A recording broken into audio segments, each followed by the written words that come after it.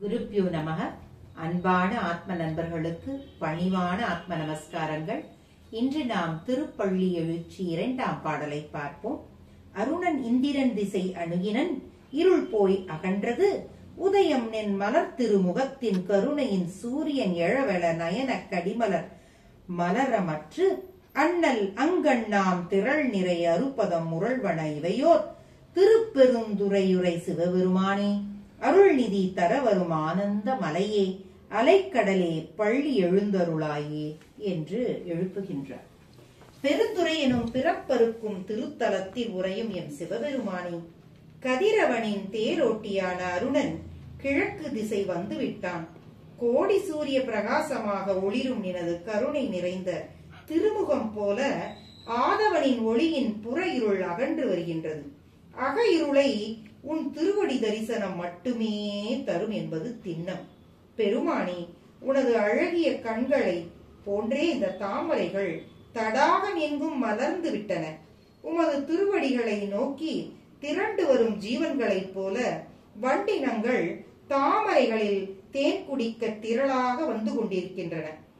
அருள் எனும் செல்வத்தை அளவிலாது வாரி வழங்கும் எங்கள் அருள் வள்ளலே, ஆனந்தத்தை மலை போல அள்ளித்தரும் இன்ப அருளை கொடுக்கும் எங்கள் திருப்பெருந்துறை உரை சிவபெருமானே, நாங்கள் எல்லோரும் வாழ நீ கண் விழிப்பாயாக என்று கூறுகின்றார்.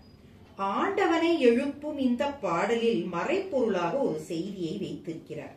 அதாவது தாமரையை தேடி வரும் வண்டினங்கள் போல சகல ஆன்மாக்களும் ஈசனை நோக்கி ஓடி வருகின்றன. அந்த ஓடி வாராத ஆன்மாக்கள் தேனை பருக முடியாது என்பதுதான் அது. தாமரைக்கு அருகிலேயே வாழும் தவளைகள், மீன்கள், நத்தை போன்ற பூச்சிகள் கூட அதனில் உள்ள தேனை பற்றியும் அதன் ருசியை பற்றியும் தெரியாது.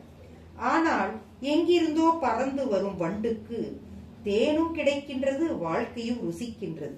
இது ஏன் என்றால், ஒரு ஆன்மா ஈசனை அடைவதற்கு கூட அந்த ஈசன் அருள் இருக்க வேண்டும். அவன் அருளாலே அவன் தாழ் வணங்கி, அதாவது சிவம் விரும்பினால் ஒழிய சிவத்தை அடைய முடியாது என்பதே தத்துவம். சிவத்தை அடையும் ஜீவன் தெளிவை பெறும் என்பது சைவ சித்தாந்தம் கூறும் செய்தி. அவனை அடைந்தால் பரவசம் எனும் பெருந்தேனை உண்டு மயங்கும் அந்த ஆன்மா அந்த பரமானந்தத்தில் மயக்கத்தில் தன்னையும் சிவத்தையும் உணர்ந்து தெளிவு கொள்ளும். நான் ஜடமல்ல, நான் ஆன்மா, அதனால் மாற்றமில்லாதவன், முடிவற்றவன், மீண்டும் மீண்டும் வேறு வேறு தோற்றங்களை உருக்கொண்டு காணும் அனாதியானவன். நான் என்பது இந்த உடைந்து போகும் எலும்புகளுடன் அழிந்து போகும் உடலுடன் கூடிய சாதாரண மனிதன் அல்ல. நான் மரணமற்றவன், மாற்றமில்லா முடிவற்றவன். ஏனென்றால் நான் சிவத்தின் அங்கம், சிவத்திலிருந்து உதித்தவன் என்று உணர்ந்து கொள்ளும் ஜீவன். அப்பொழுது அதற்கு அச்சமில்லை, அவஸ்தை இல்லை. ஆகையால் இன்றே ஈசனை நோக்கி பயணப்படுங்கள். புற அளவில் அல்ல, அக அளவில் உங்களுக்குள்ளேயே செல்லும் ஒரு ஆன்ம பயணம். எங்கேனும் சில கணம் சிவத்தை உணர்ந்து கொண்டீர்கள் ஆனால் போதும், உங்கள் வாழ்க்கையே மாறிவிடும். வழிபாடுகள், சடங்குகள், விழாக்கள், கேளிக்கைகள் இதையெல்லாம் தாண்டிய நிலையில் சிவம் உள்ளது. அதை தியானத்தால் உங்கள் உள்ளொளியை பெருக்கி அதை தியானத்தால் மட்டுமே உணர்ந்து கொள்ள முடியும்.